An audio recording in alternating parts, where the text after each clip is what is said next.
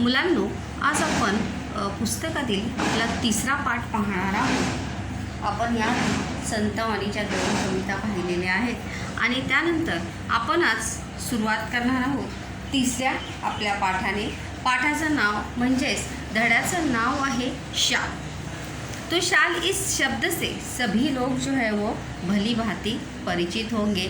सर्वांना शाल कशाला म्हणतात हे माहीत असेल. शाल यानी जो शाल हम सम्मान करने के लिए यूज़ करते हैं, ओढ़ने के लिए यूज़ करते हैं, ठंडी से बचने के लिए यूज़ करते हैं, त्या शाली संबंधित हा पाठ है. जिस तरह से यहाँ पर लेखक की यादें जो हैं शाल या वस्तुशी, शाल ही एक काय आहे, निर्जीव वस्तु आहे. लेकिन हमारे जीवन में ऐसी बहुत सारी वस्तुएं होती हैं कि उन वस्तुओं से जो है हमारी यादें जो है वो जुड़ी होती है. आपल्या आठवणी ज्या आहेत त्या जडलेल्या असतात. हमारी यादें जो है उन वस्तुओं से जुड़ी हो सकती है. फिर चाहे वो कोई किताब हो सकती है, पेन हो सकता है, कोई घटना हो सकती है. ऐसी बहुत सारी चीज़ें होती है कि जिससे जो है हमारी यादें जुड़ी हो सकती है. याच्या संबंधित आपल्याला स्वमताचा सुद्धा प्रश्न येतो की ज्याप्रमाणे लेखकाच्या भावना शाल या वस्तूशी निगडीत आहेत, त्याप्रमाणे तुमच्या कोणत्या वस्तू त्याप्रमाणे तुमच्या एखाद्या अशा वस्तूशी भावना निगडीत आहेत का. जर निगडीत यानी संबंधित है क्या, अगर है तो उसका स्पष्टीकरण कीजिए. मतलब लेखक की तरह ही आपकी भी किसी वस्तु से कोई यादें जुड़ी हुई है क्या, अगर है तो उसका विस्तारपूर्वक स्पष्टीकरण करिए. असा स्वमताचा प्रश्न जो आहे तो आपल्याला येऊ शकतो. तर पहा, या पाठामध्ये लेखकाने शाल हे अंगावर पांघरण्यासाठी असलेलं वस्त्र आहे. जैसे मैंने शुरुआत में आपको कहा कि शाल जे आहे ते आपण सन्मान करण्यासाठी तर वापरतोच, परंतु ते पांघरण्यासाठी मतलब ठंडी से बचाव करने के लिए भी उसका उपयोग जो है वो किया जाता है. प्रस्तावना बघा, प्रस्तावनेमधूनच आपल्याला संपूर्ण पाठ जो आहे तो आपल्याला समजणार आहे. शालीभोवती, लेखकाचं नाव आहे लेखक राग जाधव. शालीभोवती असलेल्या लेखकाच्या आठवणी ज्या आहेत या पाठातून व्यक्त झाल्या आहेत. मतलब शाल इस वस्तु से जुड़ी लेखक की यादें जो है इस पाठ में हमें देखने को मिलेगी कि शाल या वस्तूशी लेखकाच्या कोणकोणत्या आठवणी ज्या आहेत त्या जोड़ल्या गेलेल्या आहेत. कौन कौन सी यादें जो है वो लेखक की शाल से जुड़ी हुई है. शाल ही प्रतीकात्मक है. शाल ये क्या है, प्रतीकात्मक रूप है. मतलब जिस प्रकार से एक वस्तु से, घटना से यादें जुड़ी, उसी प्रकार से लेखक की भी यादें जो है वो किससे जुड़ी है, शालला जोडलेल्या आहेत. शालीमुळे येणारा शालीनतेचा संदर्भ अंतर्मुख करणारा आहे. अंतर्मुख करणारा असणे म्हणजे विचार करायला लावणारा. अंतर्मुख हा काय आहे, वाक्य प्रचार आहे. अंतर्मुख करायला लावणे म्हणजे विचार करण्यासारखा बहुत ही गहन ऐसा ये सवाल है. जैसे मैंने शुरुआत में आपको कहा कि शाल जो है हम किसके लिए यूज़ करते हैं, कशासाठी उपयोग करतो, पांघरण्यासाठी और सम्मान करने के लिए. लेकिन जिस व्यक्ति का हम शाल देकर सम्मान करते हैं, जिस व्यक्ति का हम शाल देकर आदर सत्कार करते हैं, वो व्यक्ति में शालीनता होगी ही या वो व्यक्ति शालीन होगा ही. देखिए यहाँ पर एक शब्द आया है शालीनता. शालीनता यानी विनम्रता. उसका कैरेक्टर, उसका व्यक्तिमत्व, उसका व्यक्तित्व जो है वो अच्छा होगा ही, ऐसा हम कह सकते नहीं. इसलिए लेखक ने देखो यहाँ पर कहा है कि शालीमुळे येणारा शालीनतेचा संदर्भ जो आहे तो अंतर्मुख करणारा आहे. अंतर्मुख करणारा आहे यानी सोचने वाला है. विचार करने वाला है कि हम उस पर सही में सोच सकते हैं कि जिसे हम सम्मान के रूप में शाल दे रहे हैं वो सही में उस शाल के सम्मान के लायक है या नहीं, या उस व्यक्ति में विनम्रता है या नहीं। मतलब जिसे हम शाल दे ही रहे उसमें विनम्रता हो ही, या उसका व्यक्तित्व या उसका कैरेक्टर अच्छा हो ही, ऐसा होता नाही।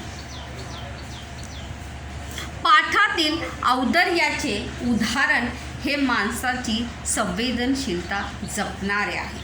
या प्रश्न भी है बच्चों यहाँ पर कि या पाठातून लेखकाचे कोणकोणते गुण आपल्याला दिसून येतात। उदारता, औदार्य यानी क्या, उदारता। औदार्याचा समानार्थी शब्द काय आहे, उदारता। म्हणजे आपल्याकडे जे जास्त आहे त्याच्यातून थोडंसं दुसऱ्यांना देण्याची, मतलब हमारे पास जो ज़्यादा है उसमें से थोड़ा दूसरों को देने की भावना जो है हर एक व्यक्ति के अंदर होनी चाहिए। उसे ही कहा जाता है संवेदनशीलता।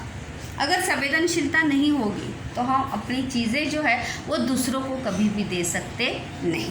तो माणसाची संवेदनशीलता जपणारे आहे।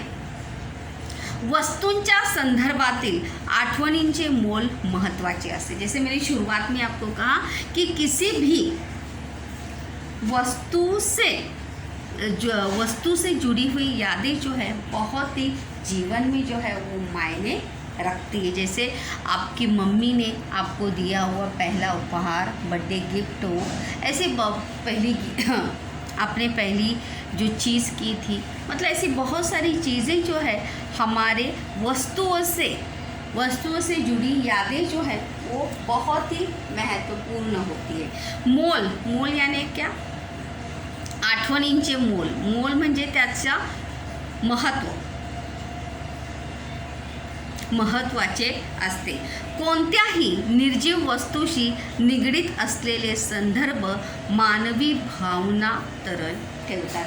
किसी भी निर्जीव वस्तु से जुड़ी हुई यादें, मतलब हमने खरीदी हुई पहली वस्तु और उस वस्तु से जुड़ी हुई यादें जो है हमारी भावनाओं को क्या कहती है, जागरूक हमेशा रखती है, उस वस्तु से हमें जुड़ी रखती है। वस्तुशी निगडीत कोणतीही आठवण असो अथवा प्रसंग, जैसे मैंने शुरुआत में कहा कि उस वस्तु से जुड़ी हुई यादें हो सकती है या उस प्रसंग से जुड़ी हुई यादें भी हो सकती हैं जो हम अपने जीवन में कभी भी भूलते नहीं, उसे हम हमेशा याद रखते। मतलब भूलण्याविचार तर आपण त्या आठवणी ज्या आहेत त्या विसरू शकत नाही। मग त्या वस्तूशी निगडीत असो किंवा कोणत्याही घटनेशी निगडीत असो, त्याचे मानवी संदर्भ सर्वार्थाने महत्त्वाचे ठरतात। जैसे जैसे समय बीतता है वैसे वैसे उस वस्तु से जुड़ी हुई यादें जो है हमारी क्या होती है, और ज़्यादा गहरी होती है। देखो यहाँ पर कहा भी है कि त्याचे मानवी संदर्भ, मतलब उससे जुड़ी हुई यादें जो है हमारी और ज़्यादा गहरी होने लगती है। आपण अजून त्या वस्तूच्या काय होतो, जवळ जातो किंवा अजून त्या वस्तूविषयी आपल्याला आपलेपणा, प्रेम जे आहे ते वाटू लागतो। तर चला तर मुलांनो, आपण पाहणार आहोत शाल या पाठामध्ये लेखकाच्या कोणकोणत्या आठवणी ज्या आहेत त्या दडलेल्या आहेत। मतलब शाल से जुड़ी लेखक की कौन कौन सी यादें जो है लेखक ने हमारे साथ शेयर यहाँ पर की है। लेखक हमें शाल से शुरुआत में मैंने देखो कहा शाल और शालीनता, प्रश्न सोमत का जो है कि शाल आणि शालीनता याचा म्हणजे ज्या व्यक्तीला आपण शाल देतो त्या शाल व शालीनता यांचा पाठाच्या आधारे तुम्हाला कळलेला अर्थ स्पष्ट करा। किंवा शाल व शालीनता म्हणजे शाल देणाऱ्या व्यक्तीमध्ये शालीनता असेलच किंवा असावी या विधानाशी तुम्ही सहमत आहात का, ते स्पष्ट करा। चला तर आपण पाहूया लेखकाने कोणकोणत्या आठवणी ज्या आहेत शालच्या निगडीत आपल्याला सांगितलेल्या आहेत त्या पाहणार आहोत आपण, की लेखकाने या ठिकाणी पहिली जी आठवण आहे ती सांगितलेली आहे. लेखक पु ल देशपांडे. पु ल देशपांडे जो है मराठी साहित्य के बहुत ही जाने माने लेखक है. पुरुषोत्तम लक्ष्मण देशपांडे. देखो यहाँ पर त्यांचा शॉर्ट फॉर्म में कभी आ भी सकता है की लेखकाचं ह्यांचं पूर्ण नाव लिहा. पुरुषोत्तम लक्ष्मण देशपांडे. पहिल्याच याच्यामध्ये प्रश्न आहे बघा.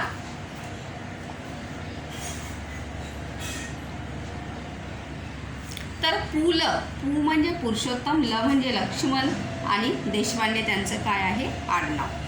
तर एकदा मी म्हणजे कोण लेखक. आता या ठिकाणी लेखक जो आहे तो आपल्याला जैसे लेखक ने शुरुआत में कहा की लेखक शाल या वस्तूशी निगडीत आपल्या आठवणी ज्या आहेत त्या सांगत आहे आपल्याला. एकदा मी पु ल देशपांडे यांच्याकडे काही एक निमित्ताने गेलो होतो. निमित्त म्हणजे कारण, वजह. निमित्त म्हणजे काय? कारण, वजह. काम झाल्यावर मी निघण्याच्या बेतात होतो. बघा इथे विरामचिन्ह आलेलं आहे, अर्धविराम. बेतात होतो हा वाक्यप्रचार आहे. निघण्याच्या बेतात असणे म्हणजेच जाण्याच्या तयारीत असणे. वाक्यप्रचार आहे. निघण्याच्या बेतात असणे म्हणजे जाण्याच्या तयारीत असणे हा वाक्यप्रचार आहे. तेवढ्यात सुनीताबाईंनी, लक्षात ठेवा यामध्ये प्रश्न पण येऊ शकतो की पाठामध्ये आलेल्या जोडप्याचं नाव लिहा. जोडपे म्हणजे काय? पती पत्नी. याद रखिए हम बच्चे जो है वो भूल जाते हैं. जोडपे म्हणजे काय? पती पत्नी. म्हणजे सुनीताबाई देशपांडे जो आहे, सुनीताबाई म्हणजे कोण? पु ल देशपांडे यांच्या पत्नी, बायको. तर जर आपल्याला विचारलं की पाठात किंवा परिच्छेदात कोणत्या जोडप्याचा उल्लेख झालेला आहे तर कोण आहे? पु ल देशपांडे व सुनीताबाई. तेवढ्यात सुनीताबाईंनी मला थांबवले. सुनीताबाई कोण होत्या? पु ल देशपांडे यांच्या पत्नी. विचारले. बघा इथे दुहेरी अवतरण चिन्ह आहे. काय आहे? दुहेरी अवतरण चिन्ह आणि प्रश्न चिन्ह. तुम्हाला शाल दिली तर चालेल काय? कोण कोणास म्हटलेलं आहे?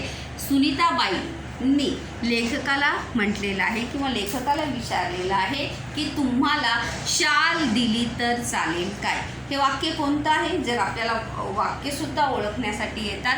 हे कोणतं वाक्य आहे? प्रश्नार्थी वाक्य आहे. कोणतं वाक्य आहे हे? प्रश्नार्थी. ज्या वाक्याच्या शेवटी प्रश्नवाचक चिन्ह येतं ते वाक्य कोणतं असतं? प्रश्नार्थी असतं. तर तुम्हाला शाल दिली तर चालेल काय?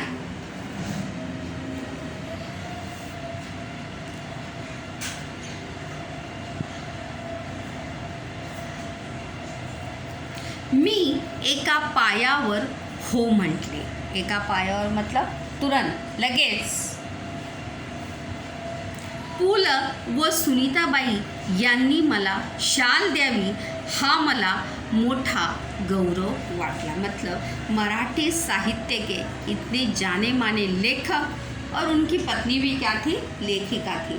तो मराठी साहित्य के जाने माने लेखक और उनकी पत्नी के हाथों मुझे शाल मिले या वो मुझे शाल दे, ये मेरे लिए क्या बात थी? गौरव वाटणे म्हणजे सन्मान वाटणे. वाक्यप्रचार आहे बघा हा. तर लेखक म्हणतात हा मला मोठा गौरव वाटला. लेखक को ये बहुत ही अपने लिए सम्मान की बात लगी. ती शाल मी माझ्या खोलीतल्या सुटकेसमध्ये ठेवून दिली. वापरली मात्र कधीच नाही. लेखक यहाँ पर कहते हैं कि ती शाल म्हणजे कोणती शाल? की जी शाल पु ल देशपांडे व त्यांच्या पत्नीने लेखकाला दिली होती ती शाल लेखकाने कोठे ठेवून दिली? आपल्या बॅगेमध्ये, सुटकेसमध्ये ठेवून दिली. वापरली मात्र कधीच नाही. क्यों नहीं लेखक ने उसके यूज़ किया था? क्योंकि इतने बड़े लेखक के हाथों से उन्हें वो शाल जो है सम्मान के रूप में मिली थी। तो इसीलिए वो पहली मिली हुई शाल जो सम्मान के रूप में, गौरव के रूप में उन्हें वो मिली थी, उस शाल को उन्होंने अपने पास जो है वो संभाल कर रखा था, त्यांनी ती कधीच वापरली नाही। लेखकाला कोणी शाल दिली? पु ल देशपांडे व सुनीताबाई। पुढे वाईला विश्वकोशाचा अध्यक्ष म्हणून मी गेलो। वाई हे काय आहे? शहराचं नाव आहे। विश्वकोशाचा अध्यक्ष म्हणून मी गेलो। प्रश्न पण आहे बघा इथे,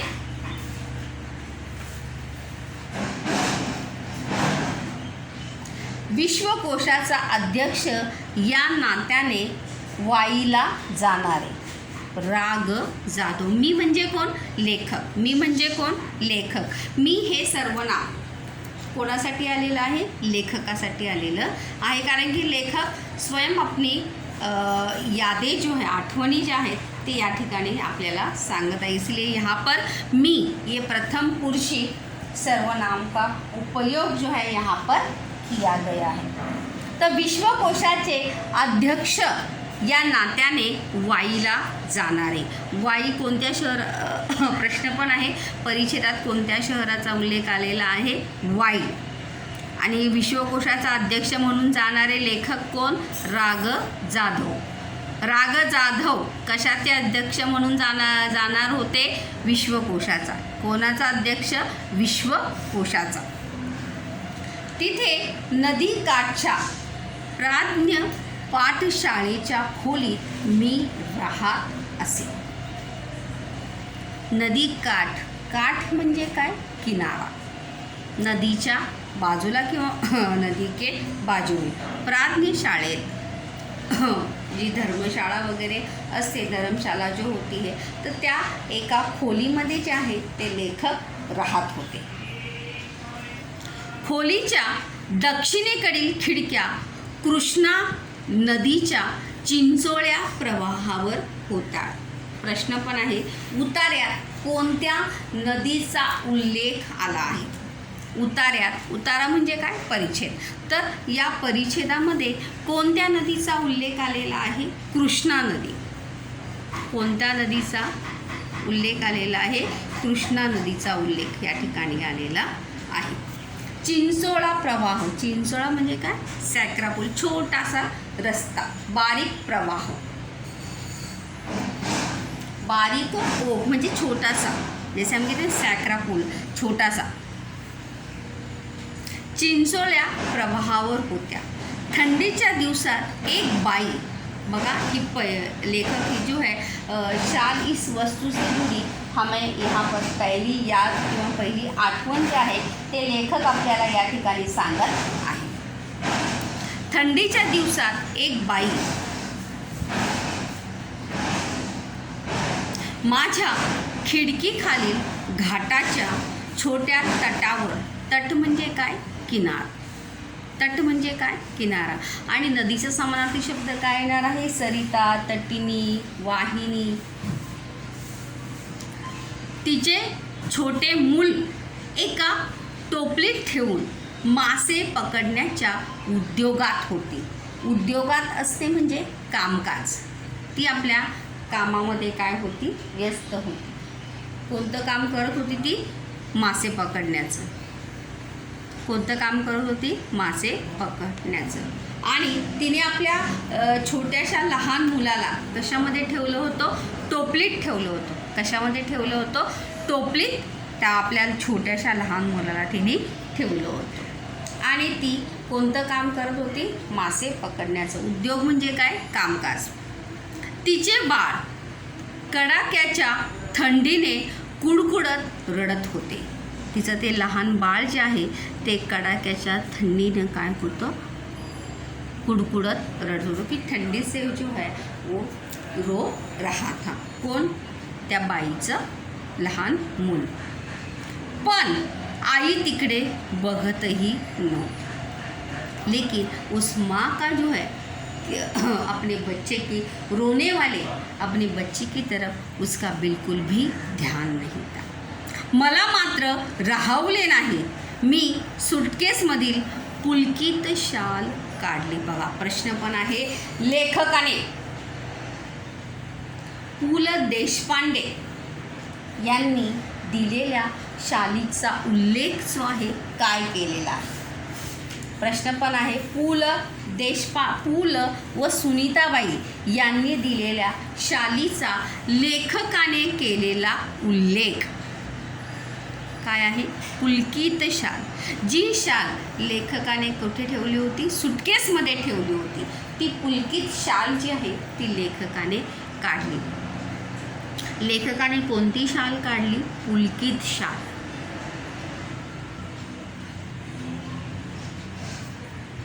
स्वल्पविराम आलेला आहे बघा. 5-50 रुपयांच्या नोटा काढल्या व त्या बाईला हाक मारली. शालही काढली आणि 5-50 रुपयांच्या नोटाही काढल्या. प्रश्न पण आहे बघा. पुलकित उत्तर येईल असा प्रश्न तयार करा. पुलकित उत्तर येईल असा प्रश्न तयार करा.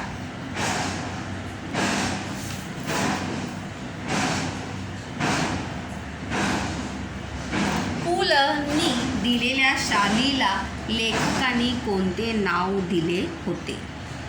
पु लंनी दिलेल्या शालीला लेखकांनी कोणते नाव दिले होते असा प्रश्न या ठिकाणी याचा बनू शकतो.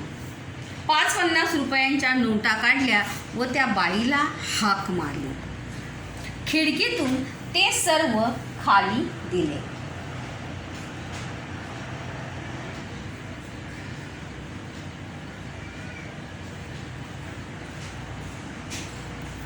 आणि म्हटले, त्या बाळाला आधी शालीत गुंढा आणि मग मासे मारत बैस. लेखक जो आहे, लेखक राग जाधव त्या बाईला हाक मारतात खिडकीतून. ते सर्व पैसे आणि ती शाल देतात आणि म्हणतात की आधी त्या तुझ्या रडणाऱ्या बाळाला जे आहे ते शालीत काय कर, गुंडाळ. उस शॉल में क्या कर, लपेट लो और फिर तुम अपने जो मछली पकड़ रहे हो वो काम जो है तुम अपना करते बैठो. या घटनेची ऊब पुलकित शालीच्या उबेपेक्षा अधिक होती. देखो, बहुत ही महत्वपूर्ण ऐसा सेंटेंस जो है यहाँ पे लेखक ने यहाँ पर कहा है की या घटनेची ऊब. ऊब या शब्दाचा अर्थ काय आहे. उष्णता. ऊब या शब्दाचा अर्थ जो आहे काय आहे, उष्णता. पण यहाँ पर उसका अर्थ जो है हमें क्या लेना है, भावना.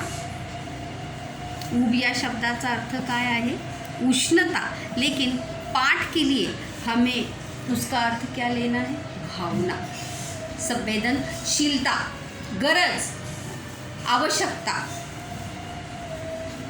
या घटनेची ऊब पुलकित शालीच्या उबेपेक्षा अधिक होती. लेखक ने ऐसा क्यों कहा कि लेखक को वो शाल जो है बहुत ही जाने माने हस्ती से, पु ल देशपांडे महान ऐसे लेखक के हाथों वो शाल मिली थी और लेखक ने वो शाल जो है वो संभाल कर अपने पास रखी थी.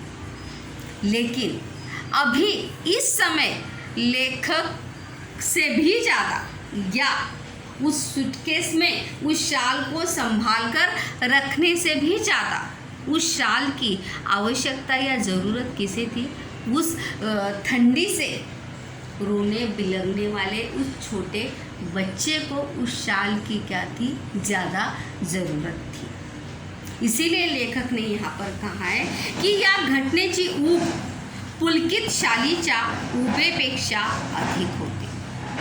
म्हणजे जितका आनंद मला शाल ठेवून म्हणजे सूटकेस में रख कर नहीं होता, उससे ज़्यादा खुशी जो है वो मुझे क्या किस बात से हुई थी कि वो शाल जो है उस छोटे बच्चे के काम आई किंवा त्या रडणाऱ्या, थंडीपासून रडणाऱ्या त्या मुलाला उष्णता देण्यासाठी किंवा पांघरण्यासाठी त्या माझ्या शालीचा आज उपयोग जो आहे तो झाला होता.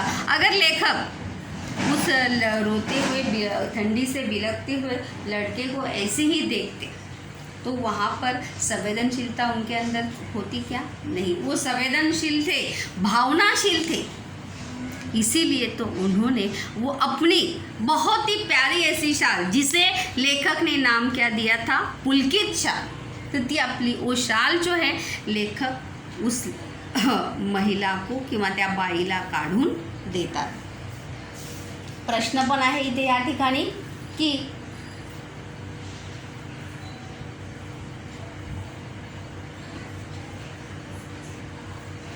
लेखकाने त्या बाईला कोणत्या गोष्टी दिल्या? कोणत्या गोष्टी दिल्या? शाल आणि 550 रुपये. कोणत्या वस्तू दिल्या? शाल आणि 550 रुपये.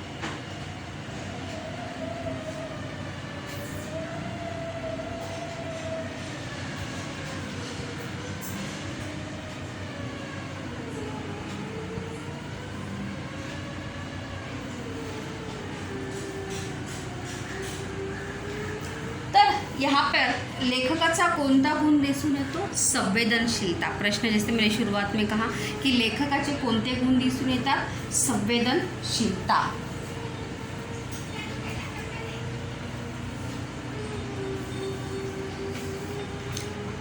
कारण की जर त्यांच्यामध्ये जर संवेदनशीलता नसती तर त्यांनी लेखकाला त्या बाईंना जे आहे त्या लहान मुलाला शाल जी आहे ती दिली नसते. पुढे पाहूया आपण दुसरा एक प्रसंग. तर या प्रसंगातून आपल्याला काय कोणता गुण लेखकाचा दिसून आला? संवेदनशीलता. कोणता गुण दिसून आला? संवेदनशीलता. आणि पु ल व सुनीताबाई यांनी दिलेल्या शालीचा लेखकाने केलेला उल्लेख. पुलकित शाल म्हणजेच दयाळू मन, किंवा लेखकाने त्या शालीला नाव कोणतं दिलं तर पुलकित शाल. पुढे बघूया.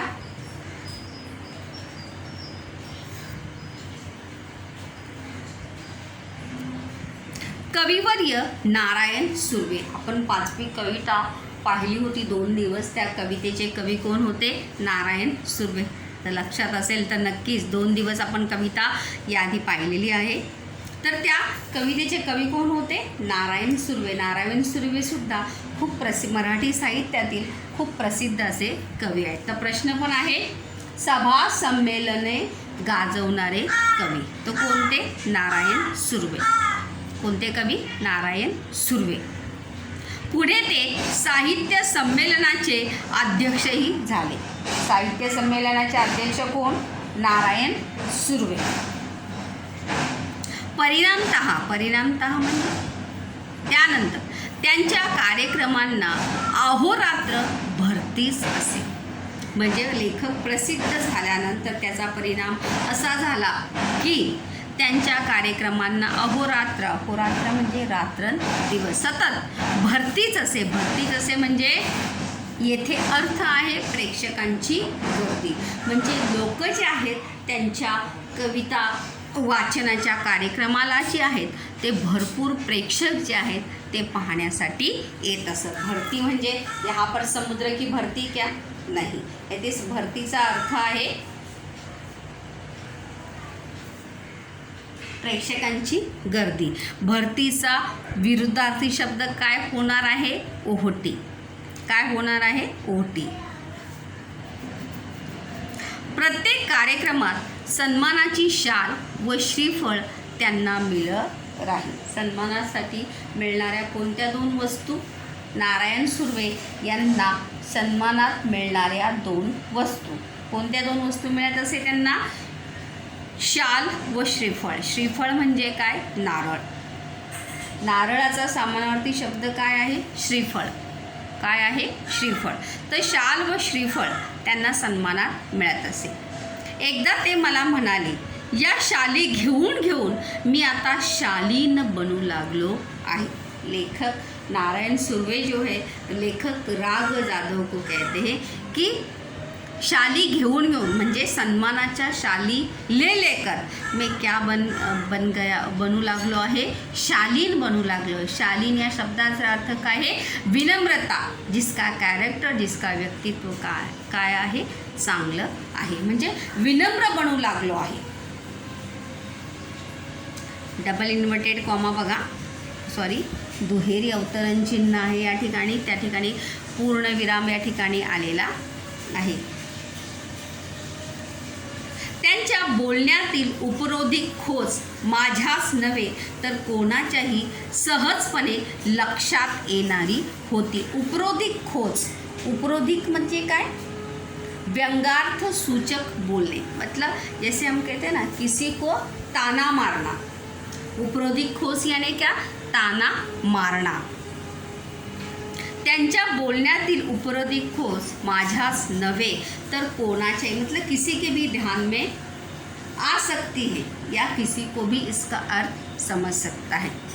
शाल व शालीनता यांचा संबंध काय, जैसे शुरुआत में ही मैंने कहा था आपको कि शाल और शालीनता का कोई भी संबंध नहीं है. शाल व शालीनता हा हे कोणतं वाक्य आहे, प्रश्नार्थी वाक्य आहे. खरे तर खरीखुरी शालीनता शाली विनाच शोभते. अगर ऐसे देखा जाओ, वास्तव में सही मायने में अगर देखेंगे तो शालीनता ही है वो, मतलब विनम्रता जो है शाल के बगैर ही शोभा देती है. क्योंकि शाल या सम्मान देने से लोग जो है झूठ मूठ का अच्छेपन का क्या करने लगते हैं, दिखावा करने लगते. सुर्वे मुळातच शालीन, सुर्वे म्हणजे कोण, नारायण सुर्वे, उद्गारवाचक चिन्ह या ठिकाणी आलेलं आहे. शालींच्या वर्षावाखाली त्यांची शालीनता कधी हरवली नाही. लेकिन नारायण सुर्वे जो है वास्तव में ही, रियल में ही, सही मायने में वो क्या थे, विनम्र ही थे. इसलिए वो शाल के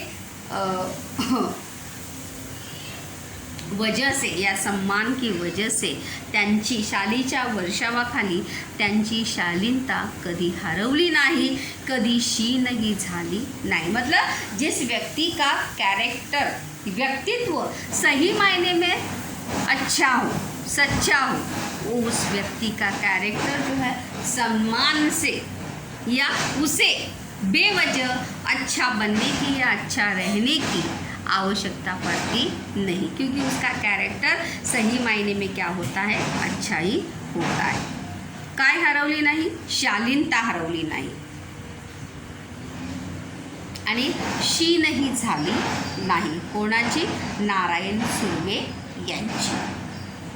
तर या ठिकाणी समोराचे प्रश्न जे आहेत मी आधी सांगितलेले होते की लेखकाच्या भावना जशा शाल या वस्तूशी निगडीत आहेत तशा तुमच्या आवडीच्या वस्तूशी निगडीत असलेल्या भावना तुमच्या शब्दात लिहा.